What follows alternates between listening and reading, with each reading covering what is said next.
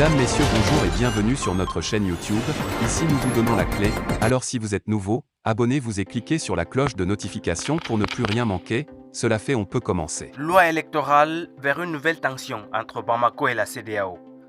L'adoption d'une nouvelle loi électorale au Mali risque de semer les germes d'un nouveau bras de fer entre les autorités de la transition malienne et la CEDEAO.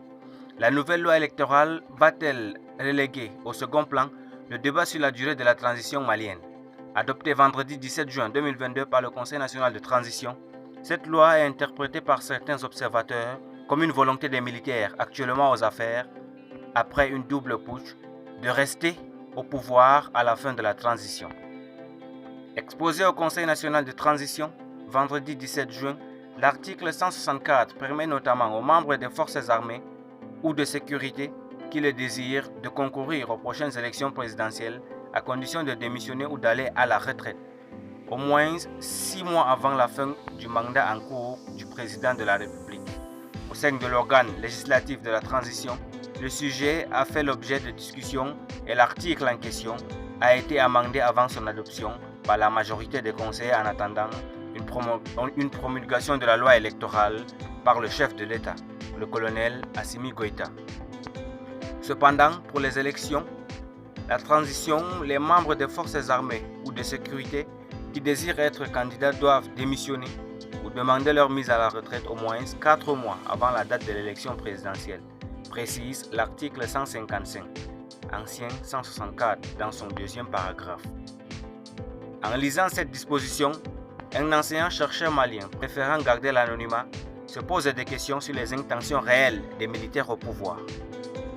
À mon sens, l'article 155 de la loi électorale est très clair dans la mesure où il contribue à ancrer dans l'imaginaire collectif l'éventualité d'une candidature de l'un des membres de l'ex-Conseil national du salut du peuple, CNSP, lors des prochaines élections présidentielles, estime Yannick Oufouette-Kouablan, responsable du bureau veille et analyse des risques du cabinet du Conseil en sûreté, ISAO, au Sénégal.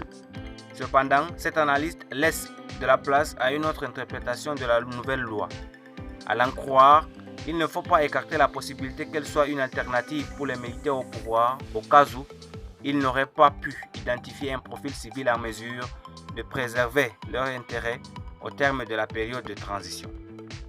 En essayant d'ouvrir une brèche pour donner la possibilité à l'un de leurs d'être candidat à la présidentielle, les militaires risquent de favoriser l'établissement d'un climat de méfiance entre la junte et la classe politique malienne. Au même moment, la composition de l'autorité indépendante de gestion des élections, l'autre nouveauté de la loi électorale qui est au centre, ne fait pas l'unanimité. L'article 7 de la loi électorale dit que le collège, organe délibérant, est composé de 15 membres désignés par le pouvoir public, les partis politiques et la société civile. La majorité, à savoir 8 des membres, sont nommés par le pouvoir public contre 7 pour les formations politiques et les organisations de la société civile.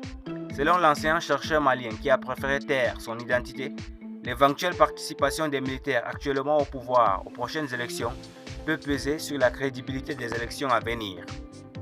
De son côté, Yannick Oufouette-Kouablan redoute un accroissement des tensions entre le Mali et la communauté économique des États de l'Afrique de l'Ouest, CEDEAO.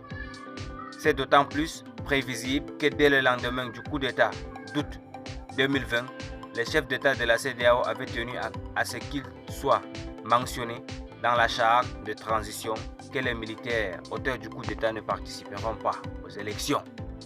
Merci pour votre attention. Si vous êtes nouveau, n'oubliez pas de cliquer sur la cloche de notification et de vous abonner à la chaîne. Merci et à très bientôt pour une nouvelle vidéo.